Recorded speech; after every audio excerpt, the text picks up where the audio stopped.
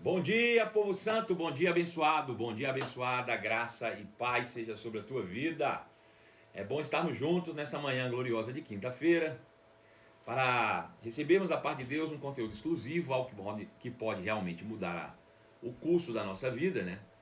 Em nome de Jesus. Para mim é sempre um grande prazer, um grande privilégio estarmos aqui reunidos e poder compartilhar com você coisas que estão em meu coração, né? São 11 horas da manhã, nós começamos agora a nossa live da manhã. 11 horas da noite, às 23 horas nós temos uma outra, você já sabe, mas não custa repetir. Aqui tem live todos os dias, de 12 em 12 horas, como remédio. A cada 12 horas você toma uma dose e você vai sendo guardado e protegido, fortalecido, né, pela palavra e pelo Espírito, para que você possa estar imune aos intempéries da vida, né? Você foi recriado por Deus em Cristo para uma vida próspera, abundante, uma vida acima da média. E a forma de você usufruir de tudo isso é por meio de uma renovação mental, por meio da palavra de Deus. Então, estamos aqui como agentes de transformação. Esse que é o grande segredo, né? O agente de transformação é aquele que leva a palavra de Deus e o conhecimento àqueles que de fato desejam, com o coração ardente, receber o verdadeiro alimento espiritual no poder do nome de Jesus. Para mim é uma grande honra, né? Um abraço especial para todos aqueles que me seguem aí todos os dias, né? Especialmente para aqueles que já entraram hoje, como a minha querida Tarciana, O Milagre, Isadora Nunes. Isa, um grande beijo para você, Isa. Também Camila Santiago, direto de Maceió, lá nas Alagoas, né? Que nos acompanha, que nos assessora. Cissa, um grande abraço para você, Cissa, também. Né? Renata Dias, filhota, um beijo. Andréa Paixão, Hudson Gilbert, não perde uma. Luciana Martins, está aí conectada conosco também. Pedro Carvalho, meu filho, muito obrigado, viu, por me assessorar sempre. Verinha Gomes também está aí. Thalita, Ruth Carvalho, tá todo mundo aí. Nós estamos subindo. Pouco tempo a gente vai chegar aí realmente a uma quantidade desejável para começar o nosso conteúdo exclusivo. Fernanda Bossi, que não perde nada. Wagner Reis, ligadinho, tenho certeza que junto com a sua amada esposa Deise Luna, eles que fazem um trabalho extraordinário, né, de arquitetura, foram de fato aí os meus arquitetos que me ajudaram no desenvolvimento dessa obra tão linda que tem sido construída aqui em Belo Horizonte, né? Juazeiro do Norte ligadinho com a gente também, né? Sejam todos bem-vindos aí. É sempre bom estarmos conectados, unidos. E para que você que está chegando agora, já sabe que você pode contribuir diretamente na expansão do reino de Deus através da propagação do evangelho. Basta colocar o seu dedinho nesse coração que está aí do seu lado direito, segura alguns segundos, ele sobe aquela, né, rajada de corações, e isso ajuda com que o Instagram veja a nossa relevância e possa distribuir cada vez mais e a mais pessoas, né, esse conteúdo exclusivo. Gisele Braga, um beijo para você também, Gi. Pastor Alex, Débora Almeida, Debinha, um beijo, Debinha, amo você. Gabriel Cursino, Gabi, Lidiane, Rafael Luque, meu filho querido do coração. Sejam todos bem-vindos. O Arley Júnior, Giza Pagliano, um beijo, Giza. Maria do Carmo também tá aí, né? Todo mundo conectadinho. E outra, cada um que entra compartilha para pelo menos mais 5 pessoas. Basta colocar o dedo aí também nesse aviãozinho aí, né? E você aí compartilha com pelo menos 5 ou 10 pessoas. Por favor, cada um faz isso, né? Nicolas, um beijo, Nicolas. Saudade de você, filhote. Você é uma grande bênção. Igreja Zoe, né? Josiane Honorato. Josi, um beijo. Rafael Bruno, meu filho querido. A Lidiane Ribeiro também está aí com a gente. André Cassimiro. Todo mundo conectado. Estamos chegando a 60 pessoas. Hoje nós vamos a 150. Eu tenho certeza disso. Então, pessoal, ontem, vamos começar agora o nosso conteúdo exclusivo, né? Nós estamos falando sobre vida de prosperidade, ou prosperidade aos olhos de Deus, prosperidade bíblica, né? Trazendo entendimento, luz, clareza. Quero mandar um abraço também para Isabela Fonseca. Isa, um abraço para você. Viviane Vidigal também está aí com a gente. Daniela Guimarães também está aí com a gente. Gente, vocês são incríveis. Pois bem,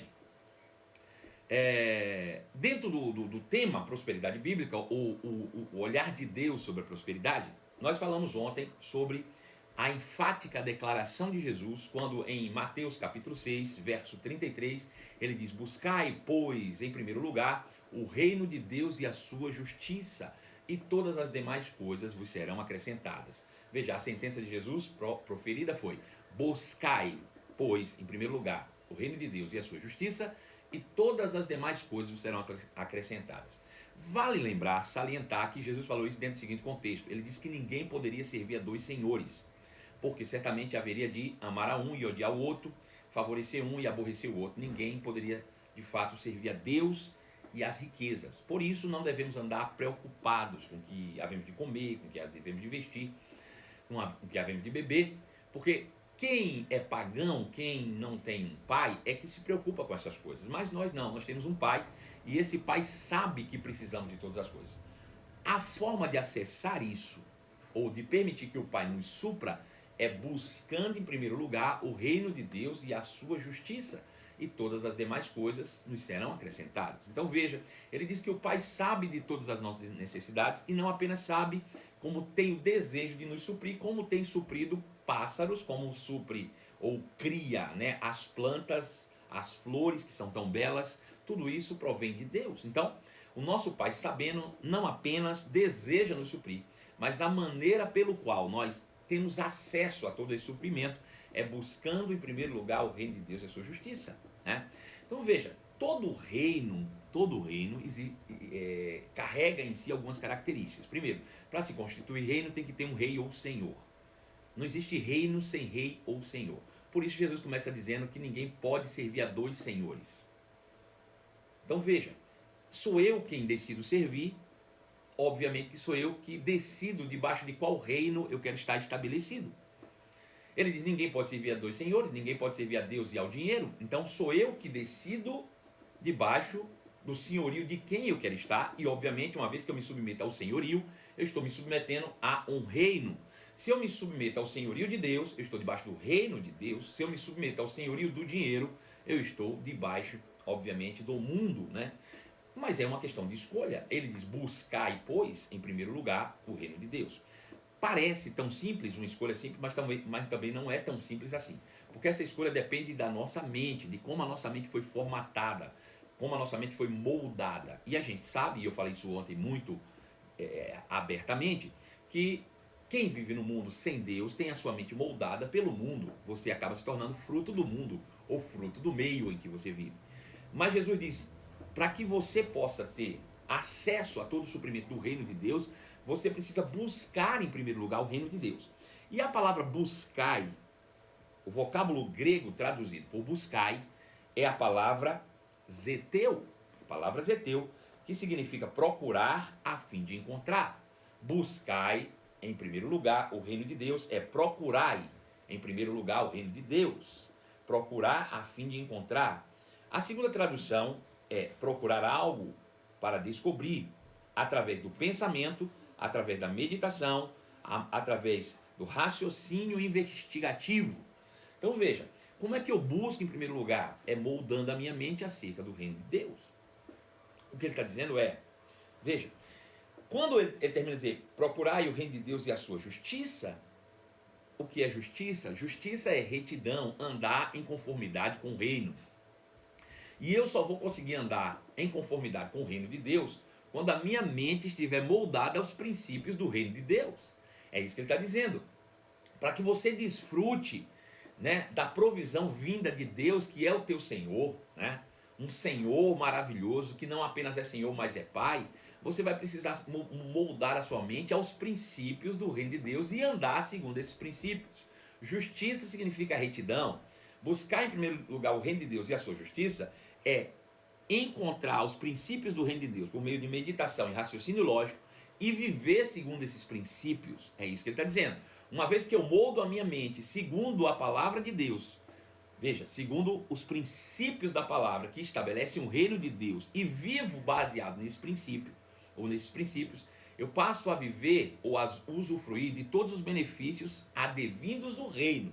O reino passa a ser a minha fonte e não o mundo, não o dinheiro, né? Deus, como meu Senhor, tem prazer em me suprir, mas Ele só pode fazer isso quando de fato eu ando segundo os princípios do reino de Deus. Por isso eu preciso buscar, né? Meditar, procurar por meio de um raciocínio investigativo, lógico, os princípios do reino de Deus e andar em retidão segundo esses princípios, né? O que é importante a gente pensar é que a mensagem de Jesus, ou o propósito de Jesus na terra, ou a missão de Jesus é restaurar aquilo que se havia perdido. Isso é bem interessante. Pare para pensar um pouquinho. O que Jesus veio fazer aqui foi restaurar aquilo que se havia perdido. O que Adão colocou fora por meio do pecado, Jesus veio restaurar por meio da obediência. Então, a mensagem de Jesus, o propósito de Jesus, o ministério de Jesus consiste em restaurar o que se havia perdido. E o que se havia perdido no Éden não foi uma religião. O que Adão perdeu no Éden não foi uma religião. O que Adão perdeu no Éden não foi um exército. O que Adão perdeu no Éden não foi um emprego. O que Adão perdeu no Éden foi o reino. Adão perdeu essa cidadania do reino. Então Jesus vem restaurar o reino. Veja, a religião ela acaba criando um fim em si mesma, né? É um anseio do homem, né, pelo reino sem meditação, sem descobrir princípios, sem se submeter a eles. Na verdade, a religião é um conjunto de regras, né, de condutas morais e por aí vai, que tenta levar você a copiar um estilo de vida parecido ou que venha suprir as minhas carências internas daquilo que se havia perdido. Mas isso não vai resolver o problema. O que resolve o problema é restaurar o que se havia perdido. E o que se perdeu foi o reino. Por isso, a mensagem de Jesus é: alegrai-vos é chegado o reino de Deus. O arrependei-vos é chegado o reino de Deus. Por isso que ele diz em Mateus: buscar em primeiro lugar, pois, o reino de Deus e a sua justiça, e todas as demais coisas vos serão acrescentadas. Então, veja, a igreja de Jesus é a manifestação da restauração do reino de Deus. Essa é a ideia. Agora veja, para que a gente entenda isso, a gente vai entender que isso foi perdido no Éden. Então a primeira manifestação, se a gente quiser entender isso com clareza, do reino de Deus está no Éden. Se Jesus veio restaurar o que se havia perdido, eu preciso entender o que perdeu, para poder voltar à originalidade. Agora olhem lá no Éden, a gente vai olhar agora, dar uma olhada expressa no Éden, e você vai tentar descobrir onde é que tinha religião lá dentro. Onde é que tinha um monte de regras, de leis lá dentro? Não tinha, só tinha uma lei. Por quê? Porque quando se estabelece um reino, existem-se muitas características, né, para que se estabeleça um reino. Primeiro deles, para que se tenha um reino tem que ter um rei e um senhor, que é dono de tudo. Esse é o conceito de ser senhor. Senhor é ser dono de tudo. Veja, o reino de Deus foi estabelecido primeiro no Éden, e no Éden existia um senhor, que é Deus. Deus, que é o dono de tudo, né? Senhor e Deus sobre nossas vidas. Rei, né? Só que este Deus, que é Senhor, dono de tudo, ele estabelece a sua palavra, e a palavra do rei, ela é lei. A palavra do rei, ela é um código de conduta moral, ou expresso de todas as formas. Veja, você desobedecer a palavra do rei dentro de um reino, constitui-se em rebeldia. Rebeldia. O problema é que muitas vezes a gente não consegue, com a nossa mente moderna de sistemas de governo aqui naturais, compreender o que seria um governo monárquico divino, né? A gente sempre pensa que alguém que está no poder quer tirar proveito de quem está embaixo, mas a ideia de Deus nunca foi essa, porque ele já era antes. Ele não tinha nada para ser acrescentado através de nós, a gente é que tem algo para ser acrescentado através dele. Então Deus criou um reino, uma família real, né? E nesse reino ele nunca desejou ter escravos, ao contrário, ele fez uma família real. Ele queria ter filhos né? Reais. Agora, dentro desse contexto de reino, o reino tem, né, um exército. Todo reino tem um exército que lhe dá segurança. Quem é o exército do reino de Deus? Veja, existe um conceito de que a igreja é o exército de Cristo. Jesus nunca estabeleceu exército. Jesus estabeleceu uma família. Jesus estabeleceu foi uma família, não foi um exército. O exército de Deus são os anjos de Deus. Os anjos são o seu exército, que foram criados para a proteção do homem, né? Para a segurança do reino. Essa é que é a realidade. Né? Tem uma constituição que deve reger a vida daqueles que estão no reino. Qual é a constituição do reino? A palavra de Deus.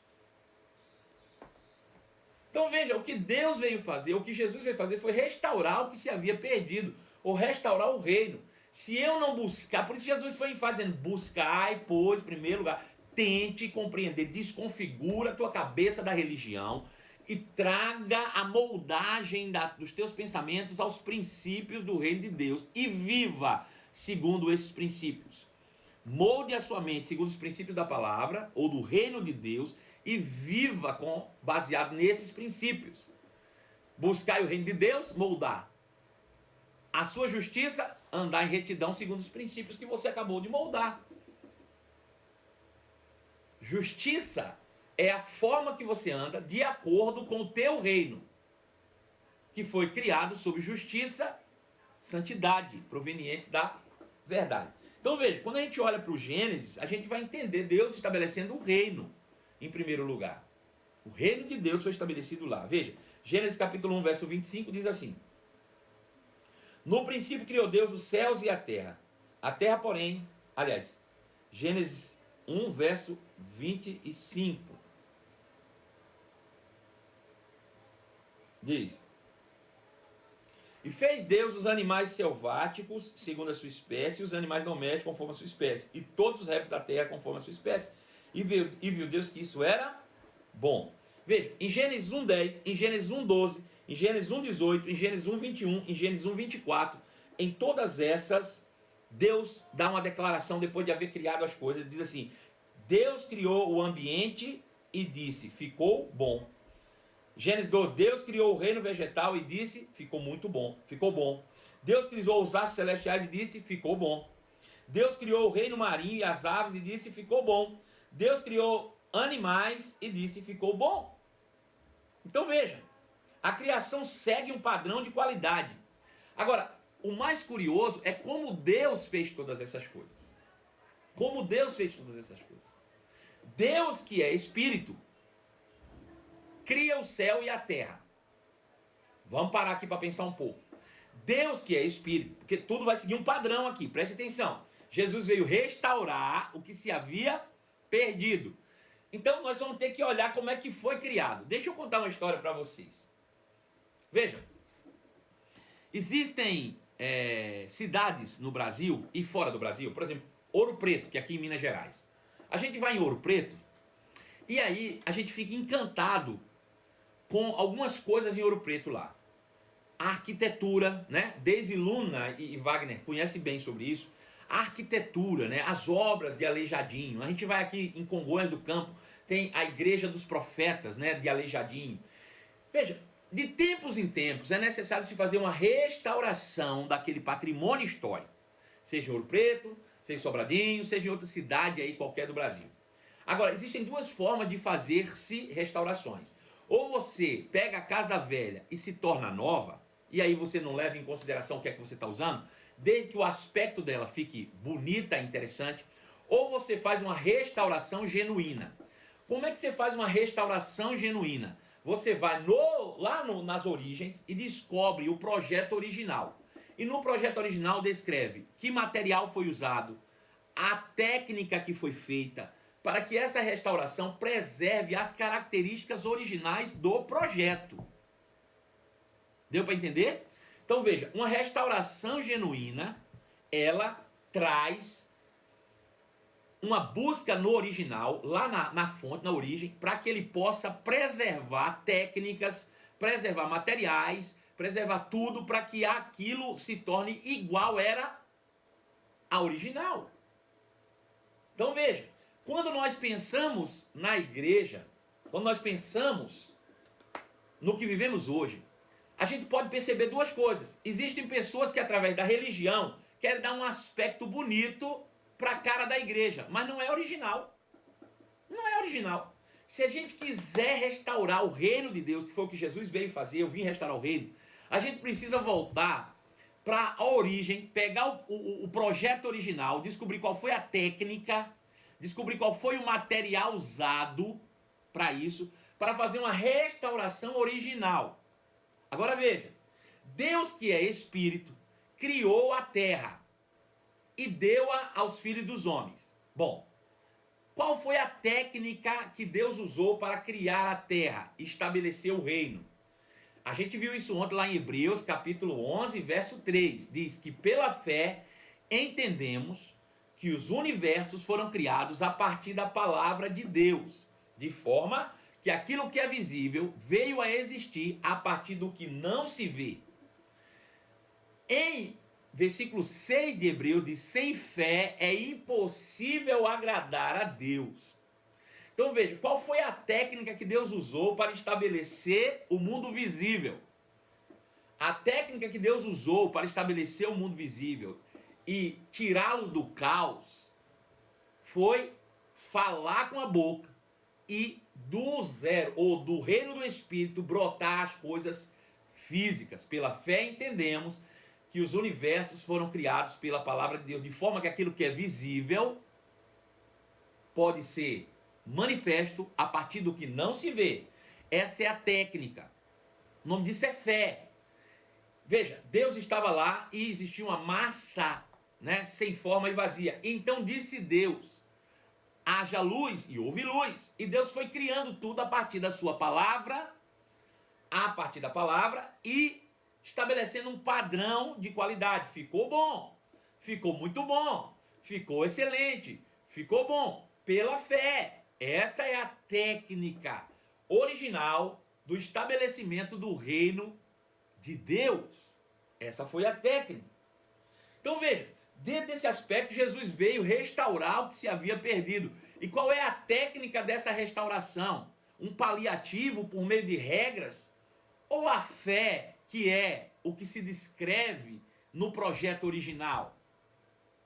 Certamente precisamos restaurar o reino de Deus pela fé. Pela fé entendemos. Então eu preciso crer. Agora veja, como é que eu declaro e mudo o mundo à minha volta? Moldando a minha mente com os princípios do reino. Primeira coisa, eu tenho que ter uma ideia fixa na minha mente. O que Deus criou a partir da sua boca já estava dentro dele. Era consequência dos seus pensamentos. Deus estava completamente persuadido pela ideia de ter uma família, de estabelecer um reino, de estabelecer coisas para que nós vivêssemos de maneira maravilhosa e estabelecer um padrão de qualidade. Ficou bom. E Deus começa a criar. Veja como é interessante. Jesus, certa vez, quando estava aqui, teve um problema. Ele entrou num barco, estava atravessando para o outro lado, quando uma tempestade, estava dormindo no fundo do barco, a tempestade veio. Os discípulos o acordaram e disseram: Jesus, vamos perecer. E ele levantou-se, deu ordem ao vento e acalmou ao mar.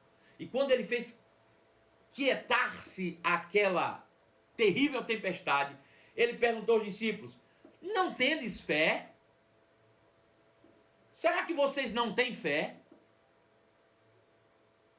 Veja, Jesus disse: vocês não entenderam ainda que vocês têm uma arma poderosa de moldagem do reino? Será que vocês não entenderam ainda que existe de fato um poder em vocês para estabelecer o reino de Deus? Veja, a fé nada mais é do que o poder criativo do reino de Deus, usado de forma primária pelo próprio Deus para criar e trazer à existência as coisas que não existem, como se já existisse. Então precisamos pegar essa restauração. Se a gente tentar estabelecer uma religião, uma conduta de comportamento para ver se eu mereço alguma coisa, deixa eu te dizer uma coisa: a gente às vezes entra numa síndrome de dependência de Deus. Veja, não é que nós não somos dependentes, tudo provém de Deus, mas existe uma síndrome que a gente acha que agrada a Deus. Eu posso fazer algo, mas eu não vou fazer, eu vou pedir para Deus saber que eu dependo dele. Pense uma coisa: eu tenho 2 filhos, eu tenho um de 4 anos e tenho um de 17, né? Se meu filho de 4 anos, de noite, diz assim: pai, eu preciso de água, eu estou com medo de ir lá embaixo beber água, eu vou para ele tem 4 anos. Se meu filho de 17 dizer: papai, eu estou com medo de ir lá embaixo beber água, você acha que eu vou achar que isso é amor por mim? Responde para mim. Você acha mesmo que eu vou achar que meu filho de 17 anos me pedindo água de noite vai ser amor por mim? Hã? Não. É uma síndrome de dependência. Então, ao invés de eu ficar toda hora, Deus faz, Deus faz, Deus faz, Deus disse, eu já te dei a palavra para que você possa moldar a sua mente, encher seu coração com a fé e falar com a boca e construir o mundo à sua volta.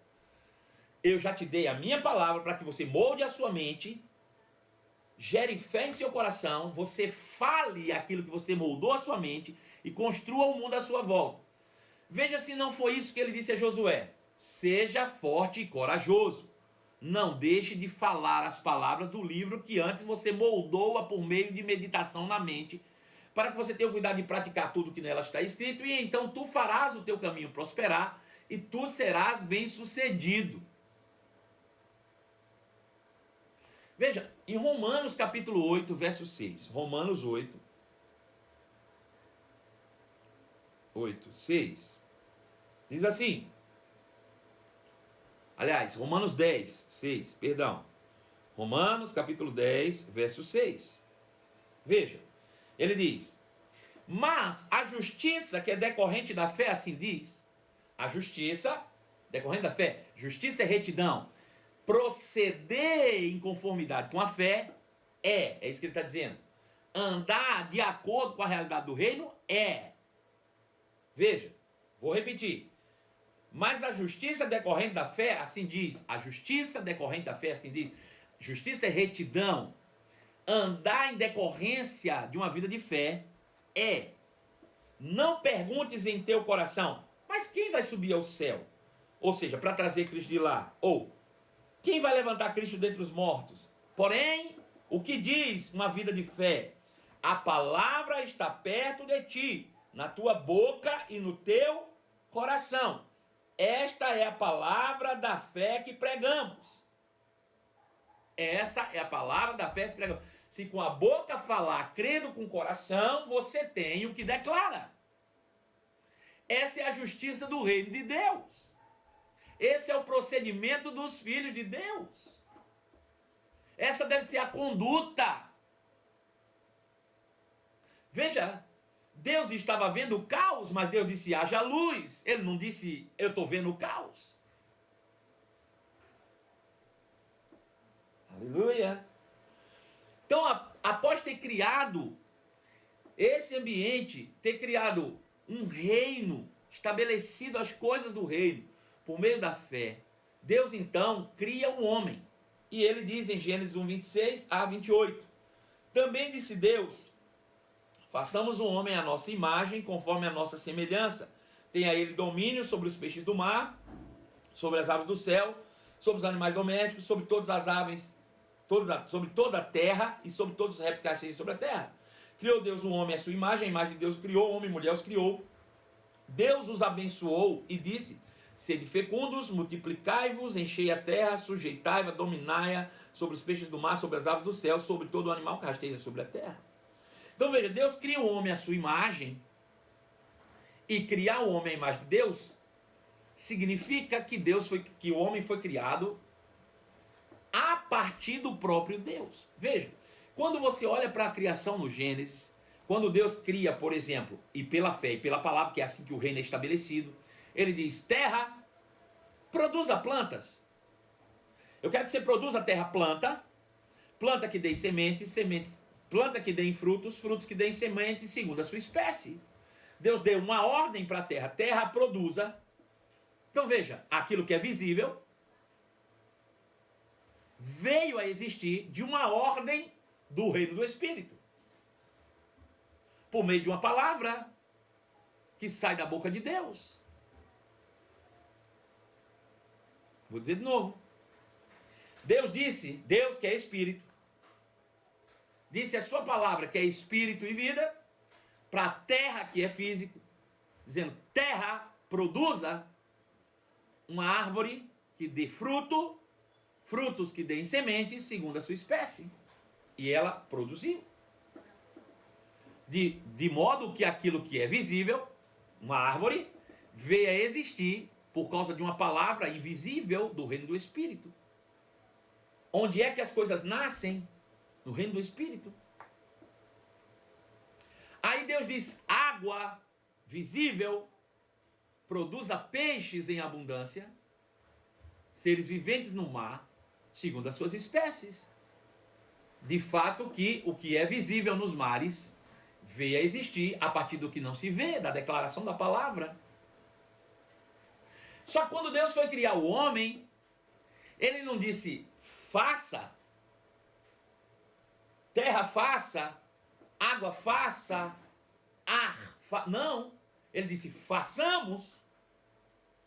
Veja, quando ele foi criar as coisas naturais lá fora, ele disse faça.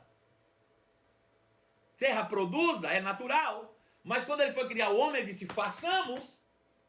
Veja, a terra só pode produzir, como a terra é natural, só pode produzir algo natural. Mas como Deus é espírito, ele só pode produzir espírito nele mesmo, a não ser que ele produza lá fora. Ele diz façamos. Quando ele criou as coisas, ele disse se faça. Mas quando ele criou o homem, ele disse façamos o homem à nossa imagem, conforme a nossa semelhança.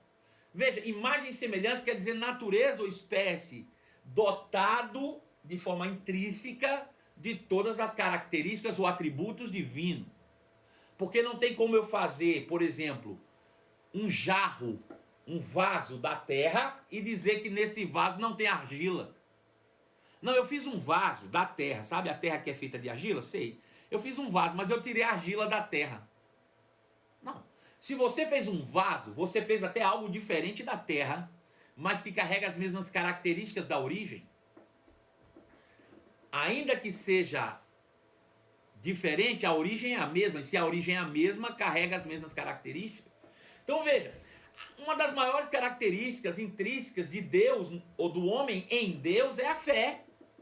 A maneira de fazer as coisas. Por isso Jesus disse, sem fé é impossível agradar a Deus. Por meio do escritor de Hebreus, né? Por isso Jesus questionou, dizendo, não tem fé? Se tiver fé, ainda que seja do tamanho de um grão de mostarda, pode falar o que quiser que vai acontecer. Marcos 11, 23, você tem o que fala. Então a fé é uma característica que é da essência, da natureza humana. Da natureza humana. E para você restaurar o reino que você vive, você precisa moldar a sua mente com os princípios do reino, segundo o original, e usar a mesma técnica. A fé, a justiça que vem de Deus, ela diz, não fique se perguntando como uma coisa vai acontecer ou não vai, mas aquilo que você falar você tem, creia com o coração, declare com a boca, e você vai ver o mundo se transformando à sua volta. Agora isso é um processo, nem Deus fez tudo no estalar de dedo. Foram processos. Aí a gente hoje está vendo um jeito, aprendi, pastor, amanhã minha vida vai... Não. Você primeiro molda aqui, fala aqui, vê mudança. Molda aqui, fala todos os dias, processo. E à medida que você vai se moldando essas novas realidades do reino, falando as verdades do reino, você vai transformando o mundo à sua volta. Muda-se a percepção, muda tudo. Processo. Aleluia. Então Deus cria o homem à sua imagem, ou seja, dotado das mesmas características, e dá a ele domínio. Aleluia. Delega a ele domínio sobre toda a criação. Na sequência a Bíblia diz que Deus o abençoou e o estabeleceu no seu reino. A palavra abençoou no Novo Testamento é a palavra eulogeu, que significa literalmente liberado para prosperar. Deus cria o homem com as suas características, né? Delega a ele o reino, diz, olha, tu agora vai ser o rei desse reino, tu és meu filho, vai lá. Coloca ele no comando das coisas, diz, agora prospera, avança, te abençoo, eu te libero, prospera. Olha, tu tem tudo aí, tu tem ouro, tu tem prata, tu tem pedras preciosas, tu tem madeira de lei, tu tem água, tu tem tudo que precisa, vai. E ainda, tu tem a minha cara, tu tem o meu DNA correndo nas tuas veias. Faz do jeito que papai disse. Veja, uma das primeiras ordens explícitas de Deus, né, específicas, que Deus diz, domine. Domine é geral, né? Uma coisa bem genérica, né? Dá uma conotação de amplitude, domine sobre tudo. Mas uma das ordens que Deus dá, específica para o homem, diz respeito a falar. Ele diz, dê nome aos animais. Experimenta falar para tu ver o negócio. E aquilo que o homem disse, até hoje, se tornou assim. Por mais simples que pareça, a primeira ordem específica de Deus para o homem foi, fala. Fala. Estabelece. Aleluia. Eu fico animado com isso, irmãos. Porque a gente pode construir um novo mundo com aquilo que sai da nossa boca. Agora, a boca fala do que está cheio o coração. Né? Se o teu coração está cheio do mundo, tu só fala mundo. Se o teu coração está cheio dos princípios do reino, tu só fala princípios do reino. Aleluia. Louvado seja o nome de Jesus. Então veja, Deus vai e cria esse reino e estabelece o homem lá no reino. Então o reino de Deus foi estabelecido lá no Éden, em primeiro lugar, com o homem como governo. E foi esse reino que se perdeu, e foi esse reino que Jesus veio restaurar. A forma de Deus restaurar o reino foi trazendo Adão de novo, por assim dizer. Jesus é o segundo Adão, né? Deus estabeleceu tudo exatamente como no princípio, ou restabeleceu tudo de novo. Ele veio para trazer de novo a família de Deus para o comando do reino. Os seus filhos para o governo. Aleluia. Nós estamos de volta no poder, nós estamos de volta no governo. Né? Reino de Deus é governo, irmãos, estabelecido por meio de princípios de equidade, de justiça. Né? É isso. E Jesus veio restaurar tudo isso. Então Deus criou o homem à sua imagem e semelhança e o dotou da sua própria natureza. O deu capacidade de dominar, governar, administrar recursos. Deus o abençoou, ou o liberou para prosperar. Deus o tornou bendito. Eu te abençoo. Deus o tornou bendito. Deus deu ao homem recursos e capacidade de administrá-los. Perceba que até esse momento, em Gênesis, na queda, você não vai ver nenhuma referência a tesouros, a valores monetários ou financeiros, nem orientações da parte de Deus, nem dizendo, olha, cuida melhor do ouro, que o ouro aqui tem mais valor do que isso. Não, Deus deu a ele recursos. Recursos infinitos. E capacidade de administrar recursos. Por meio da palavra que sai da sua boca. Essa é o estabelecimento do reino de Deus. Gênesis capítulo 2, verso 8, diz assim: e plantou o Senhor Deus um jardim no Éden, na direção do Oriente, pois nele o homem que havia formado. Do solo fez o Senhor Deus brotar toda sorte de árvores agradáveis à vista e boas para alimento, e também a árvore da vida no meio do jardim, a árvore do conhecimento do bem e do mal. E saía um rio no Éden para regar o jardim, e dali se dividia, repartindo-se em 4 braços. O primeiro rio chama-se Pison, é o que rodeia a terra de Avilá, onde há ouro. O ouro dessa terra é bom. Também encontra-se o bidélio, a pedra de ônix. Segundo chama-se Gion, e é que circunda a terra de Cush. O nome do terceiro rio é Tigre, que corre pelo lado da Síria, o oriente da Síria. E o 4º rio é Eufrates. Tomou, pois, o Senhor Deus ao homem e o colocou no jardim para o cultivar e guardar. E o Senhor Deus lhe deu esta ordem: de toda árvore do jardim comerás livremente, mas da árvore do conhecimento do bem e do mal não comerás, porque no dia que dela comer certamente morrerás. Veja, eu quero que você pegue a ideia de que ele disse, tá aí, você tá aí, estou te colocando aí todos os recursos, usufrua livremente dos recursos. Usufrua de graça de tudo, livremente. Então veja, o reino de Deus estabelecido no Éden é o reino dos filhos, governado em justiça, proveniente da fé, sustentado pela graça, que é um favor da parte de Deus para nós seres humanos. A graça de Deus é manifesta no Éden. O homem não precisou fazer nada, absolutamente nada. Recebeu de graça, recebeu um grande presente, recebeu uma dádiva Deus lhes fez um favor que eles nunca fizeram nada por merecer. Então a graça de Deus é o estilo de vida, o sistema de governo do reino de Deus, a graça, onde Deus está provendo tudo para todos. É Deus que provê. Por isso que ele diz, busque em primeiro lugar o reino e todas as coisas serão providas. Volte às suas origens e você terá o recurso disponível para viver o teu propósito. Porque tudo está aí, tudo pertence a Deus. Eu só preciso moldar a minha mente aos princípios do reino de Deus e viver em justiça segundo, ou retidão segundo esses princípios. Né? E aí, todas as coisas me estão disponíveis. Agora veja, apesar de toda a riqueza que existia na terra, Deus não deu instruções específicas a Adão de como lidar com riqueza. Não tinha. Por quê? Porque esse conceito não existia e o homem era dotado de uma natureza de Deus. Firmado em justiça, paz e alegria no Espírito Santo. Veja, a gente só sabe que há pobreza no mundo. Eu vou dizer uma coisa aqui interessante. A gente só sabe o que alguém é pobre com base em alguém que tem mais do que ele.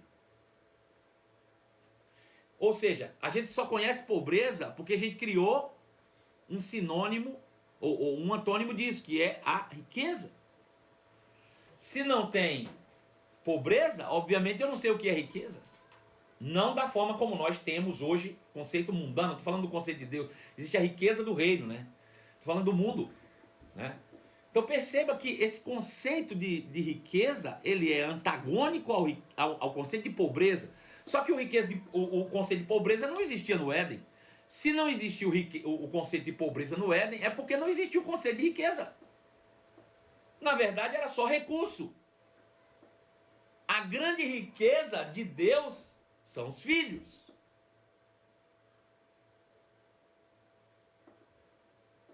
A grande riqueza de Deus, de um reino, é o seu povo. Essa é a grande riqueza de um reino e não seus bens. Os bens são recursos para os súditos ou para o povo.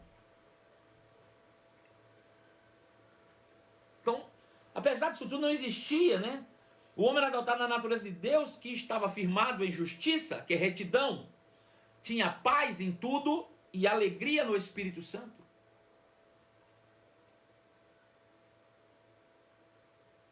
Aleluia, louvado seja o nome de Jesus.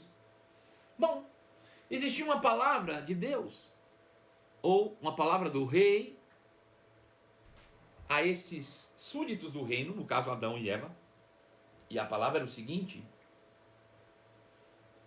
mas da árvore do conhecimento do bem e do mal não comerás, porque no dia que dela comer, certamente morrerás. Eu não vou entrar na questão do mérito mais uma vez, do que significa a árvore da vida, porque eu já falei isso aqui em N lives, não precisa eu repetir mais uma vez. Ah, não me lembro, então vai lá pro YouTube e vai pesquisar lá, no meu canal, que você vai encontrar lá o que significa a árvore do conhecimento do bem e do mal. Bom, enfim, tinha um único mandamento, né? Então veja, Deus estava influenciando o homem com a sua palavra e esperava que esse permanecesse nela. Ou seja, Deus estabeleceu princípios pela sua palavra, e o homem precisava andar em retidão, que é justiça.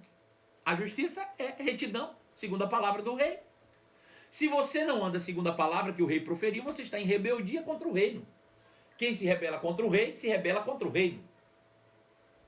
Não merece viver lá. Não merece estar lá. Você só vai ter o privilégio de viver no reino se você viver em harmonia com os princípios do reino e não em rebeldia com os princípios do reino. É por isso que Jesus disse: rapaz, eu não entendo vocês. Vocês me chamam Senhor, Senhor, Senhor, mas não fazem o que eu faço, o que eu mando. Não obedecem o que eu mando. Vocês me chamam de Senhor, vocês dizem: eu quero estar no teu reino, Jesus, mas não estão dispostos a viver os meus princípios.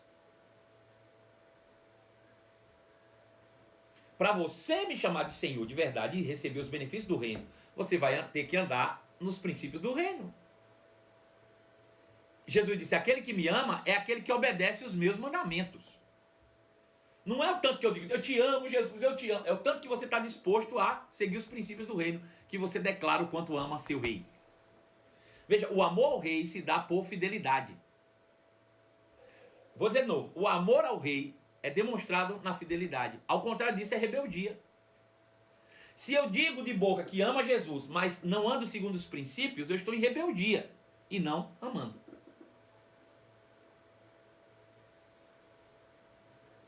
Aleluia. Então Deus influencia o homem com a palavra e espera que ele ande em obediência, em retidão, em justiça, segundo aquilo que Deus havia estabelecido. Mas o homem faz o quê? Se rebela contra Deus. Ele, ao invés de dar ouvidos à palavra do rei, ele vai na contramão e se rebela contra Deus. E porque ele se rebela, ele é banido do reino. Ele perde o reino. Veja, o homem de fato nunca teve a terra para ele. Ele teve o governo da terra com ele. Vou dizer de novo. De fato, o homem nunca teve a terra para ele. A terra é de Deus. Mas ele tinha o governo da terra com ele. Ele tinha o governo da terra com ele. E porque entrou em rebeldia, perdeu o reino. O governo da terra era estabelecido pelo reino de Deus. E ele perdeu o reino. Né? Por esse motivo é que Deus o tirou do Éden e o colocou para lavrar a terra de onde ele tinha sido tirado. Veja, Deus tira ele do reino, que é espírito, e coloca ele para lavar a terra de onde ele tinha sido tirado. Ou seja, ele saiu dos princípios espirituais para viver em princípios naturais. Preste atenção nisso. Por causa do pecado, Deus tirou o homem do reino, do Éden, e o colocou na terra para lavrar a terra de onde ele deveria ter sido tirado, de onde ele foi tirado. Ele largou os princípios espirituais, perdeu o reino, que é espírito, que é espiritual, princípios do reino, e foi colocado para viver segundo princípios da terra, que são naturais. E aí, dentro desse aspecto, em Gênesis 3,17, a gente vai ler aqui. Então veja, a palavra de Deus garantia ao homem vida em abundância. A palavra da serpente levaria o homem para a morte, roubo e destruição. Deus disse, não coma da árvore do conhecimento do bem e do mal e permanecerás no meu reino. O diabo disse, nada, Deus está mentindo. Essa palavra aí, bobagem. Coma e você vai ser igual a rei, você vai ser o seu dono, seu próprio Deus. É isso que ele está dizendo.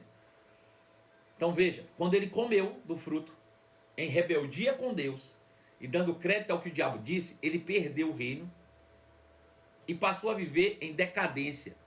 Veja, a palavra que o diabo trouxe, a serpente trouxe, é que desencadeou o processo de roubo, morte e destruição. Desde o dia que Adão pecou até o dia que Jesus veio, foi assim. Jesus disse, o ladrão veio para roubar, matar e destruir. Como? Com a palavra também. Só que a palavra do ladrão, ela é contrária à palavra do rei. Deu para entender? A palavra do ladrão, ela é contrária à palavra do rei. Ele se rebelou contra o reino. Ele rompeu com Deus. Ele se rebelou com o rei do seu reino. E caiu na desgraça, no descrédito. Passou a viver, né? Roubo, morte e destruição. Ao dar ouvidos à serpente, o homem estava dando as costas à palavra de Deus, ou à palavra do rei, se rebelando contra ele. E a consequência disso foi desastrosa. Desastrosa. Veja, Gênesis 3,17 diz, e a Adão disse, visto que atendestes à voz da tua mulher e comeste da árvore que ordenara não comesse, ou seja, já que você se rebelou contra a palavra do rei, maldita é a terra por tua causa. Ela era bendita, Deus havia abençoado, mas se tornou maldita, porque o homem se rebelou contra Deus, a maldição se estabeleceu. Não foi Deus quem amaldiçoou a terra, foi o homem e sua ação, sua atitude, que desencadeou uma maldição. Veja, maldita é a terra por tua causa, em fadigas obterá dela o sustento durante todos os dias da tua vida. De onde? Da terra. Veja, antes a provisão vinha do reino do Espírito. Deus falava e as coisas aconteciam. Agora, o sustento vem da terra, do natural. Nesse novo sistema que o homem entrou agora, o seu sustento vem da terra, vem do natural e não do reino do Espírito. Acabou o reino para ele. Veja, ele disse: ela produzirá também cardos e abrolhos, e tu comerás da erva do campo. Cardos e abrolhos. Veja, a terra nunca produziu antes da queda cardos e abrolhos. Ela só produzia, segundo o que a palavra de Deus determinou. Disse Deus: produza árvores, árvores que deem frutos, frutos que deem semente, que sirva para alimento segundo a sua espécie. A terra só produzia segundo a palavra que Deus proferiu. Mas por causa da maldição, a palavra agora já não funciona na terra. Ela passa a produzir cardos e abrolhos, que são ervas daninhas que sugam os nutrientes da terra, impedindo que a terra frutifique.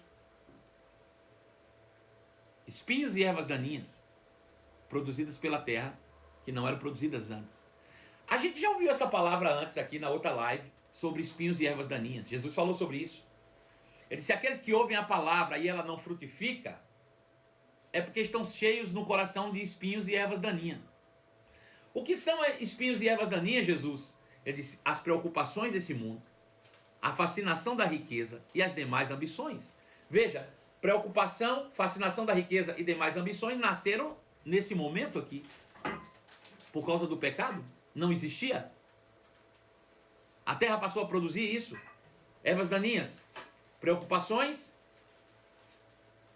engano da riqueza e um desejo exacerbado do ter e não do ser. Nasce aqui, nesse momento. Ou seja, o homem trocou o Senhor. Ele passou, agora ele entendeu que ele não pode servir a dois senhores. Ele abandonou Deus, que era o Senhor, o rei, para abraçar outro Senhor, outro Deus. Quem era? As riquezas, o dinheiro. Dinheiro que é o Deus desse mundo. O homem abraçou isso desde a queda no Éden.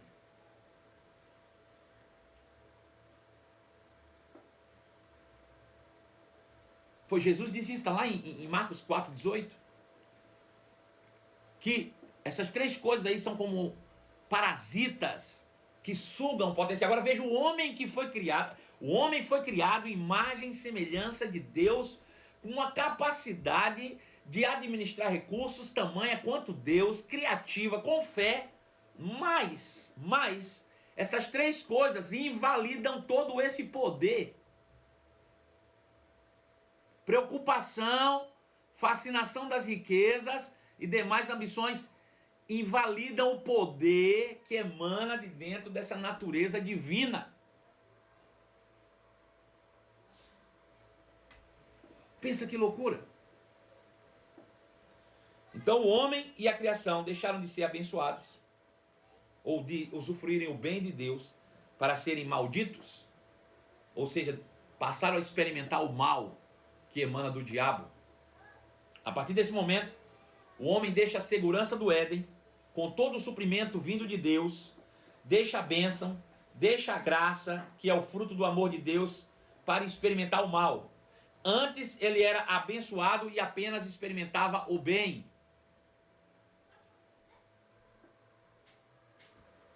Agora se tornou maldito, conhecedor do mal, experimentou o mal pessoalmente, experimentou a doença, experimentou a miséria.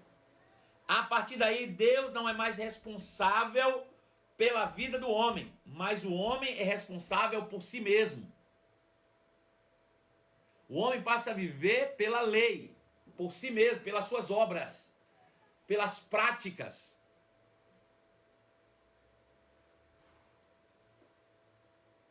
A mente do homem passou a ser corrompida gradualmente por Satanás, ou gradativamente, tornando-se uma mente miserável. E é daí que surge a pobreza, resultado da maldição. Por quê? Porque antes de acontecer a pobreza, alguém se apropriou de algo que ele considerou riqueza. Então, se ele apropriou-se de algo que ele considerou riqueza, ele deixou alguém destituído desta e começou a dizer que aquele outro era pobre, sendo que eles eram iguais. Então veja que o conceito de pobreza e riqueza, segundo o que conhecemos, é mundano.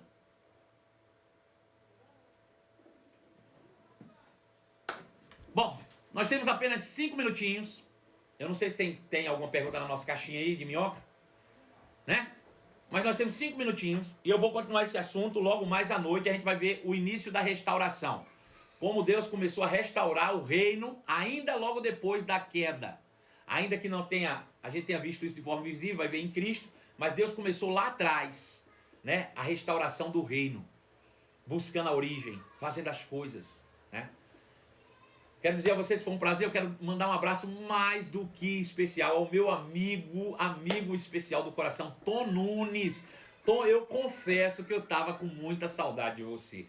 Tom me acompanhou muito, foi meu correspondente aí, meu divulgador lá em Campina Grande, na Paraíba, no nosso programa Conselho Amigo, durante anos aí, trabalhando, tanto quando nós estávamos no rádio, quanto na TV. Tom me ajudou muito, né? E seja muito bem-vindo, Tom. Você é um irmão, né? Como todo mundo diz que você se parece comigo, ou eu me pareço com você, sei lá. E nós estamos aí, juntos, nesse mesmo objetivo, que é levar o reino de Deus àqueles que têm o coração aberto. Vamos lá. Pedro Pacífico, tem alguma pergunta aí? Fala aí pra mim que nós só temos 4 minutinhos.